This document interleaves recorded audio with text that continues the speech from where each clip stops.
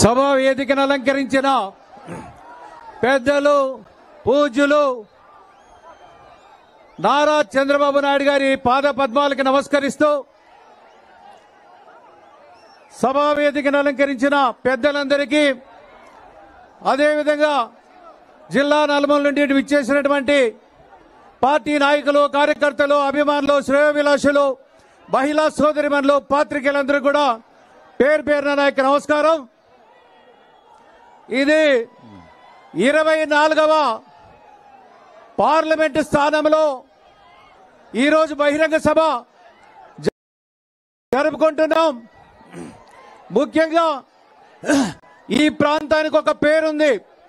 ముఖ్యంగా 2014 ఎన్నికల్లో తెలుగుదేశం పార్టీ ఘన విజయం సాధించిన తర్వాత మన నాయకుడి యొక్క కాయ కష్టంతో నారా చంద్రబాబు నాయుడు గారి కాయ కష్టంతో మనందరూ కూడా తెలుసు 2014 ఎన్నికల్లో 12 సీట్లు తెలుగుదేశం పార్టీ గెలుపొందడం జరిగింది.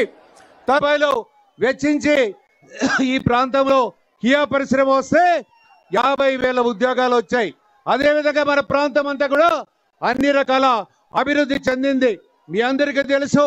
అదేవిధంగా ఇక్కడ గొల్లపల్లి రిజర్వాయర్ కూడా పూర్తి చేయడం జరిగింది. అంటే మన ప్రాంతం వెనకబడినటువంటి ప్రాంతం, మారుమూల ప్రాంతం వలస రావడం ద్వారానే ఆర్థికంగా ఈరోజు వెసలబాట వచ్చిందని సందర్భంగా తెలియజేస్తా ఉన్నా. ఏది ఏమైనా ఈరోజు జగన్మోహన్ రెడ్డి వచ్చాడు. జగన్మోహన్ రెడ్డి వచ్చిన తర్వాత వ్యవస్థలన్నీ కూడా నాశనం అయిపోయినాయి. అదేవిధంగా ఈ ప్రాంతంలో అనుబంధ సమస్యలు కూడా రావాల్సి ఉండేవి. కానీ ఈ వైఎస్ఆర్ పార్టీ వచ్చిన తర్వాత జే ట్యాక్స్లకు భయపడి పరిశ్రమలను కూడా పారిపోయినాయని సందర్భంగా తెలియజేస్తా ఉన్నా.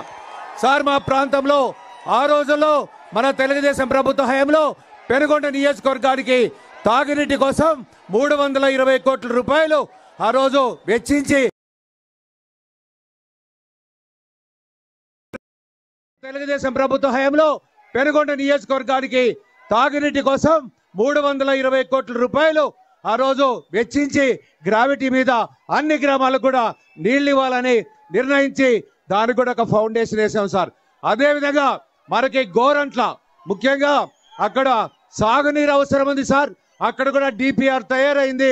తర్వాత మన ప్రభుత్వం వచ్చిన తర్వాత మన ప్రభుత్వం ఓడిపోయింది కాబట్టి దాన్ని కూడా వాళ్ళు మర్చిపోయినారు సార్. కాబట్టి ఎప్పటికీ ఈ ప్రాంతం చంద్రబాబు నాయుడు గారికి ఎప్పటికీ రుణపడి ఉంటామని సందర్భంగా తెలియజేస్తా ఉన్నాం.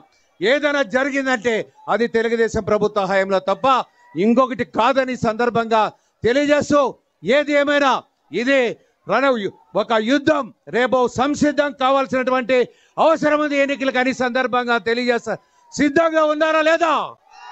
సిద్ధంగా ఉన్నారా లేదా? అదేవిధంగా 14 స్థానాల్లో కూడా తెలుగుదేశం పార్టీ రేపరేపలు ఆడాలి. 2 లోక్సభ కూడా స్థానాలు కూడా గెలిపిస్తారని ఈ సందర్భంగా మీ అందరూ కూడా పేరు పేరున ధన్యవాదాలు తెలియజేస్తూ సెలవు తీసుకున్నా. Thank you. ఇప్పుడు మన మిత్రపక్షం జనసేన పార్టీ జనరల్ సెక్రటరీ చిలక మధుసూదన్ రెడ్డి గారు మాట్లాడతారు.